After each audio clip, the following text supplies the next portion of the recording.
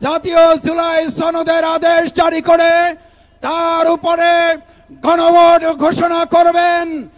সংগ্রামী ভাই এবং বন্ধুগণ, তাই আজকের এই সমাবেশে আমরা পরস্পরে সম্মিলিতভাবে কাঁধে কাঁধ মিলিয়ে নভেম্বরের মধ্যেই অন্তর্বর্তীকালীন সরকার অতি সত্বর গণভোটের তারিখ ঘোষণা, জাতীয় জুলাই সনদের আদেশ জারি করে তার উপরে গণভোট ঘোষণা করবেন।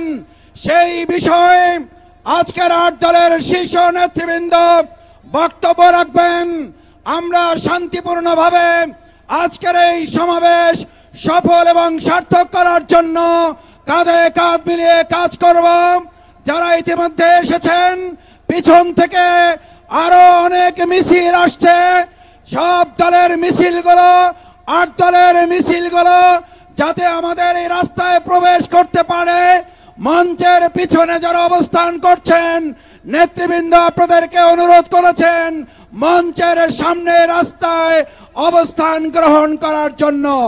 সম্মানিত ভাই এবং বন্ধুগণ, 8 দলের আহ্বানের আজকের এই সমাবেশ ইতিমধ্যেই সমাবেশ ছাড়িয়ে লক্ষ লক্ষ জনতার মহাসমাবেশে রূপান্তরিত হয়েছে।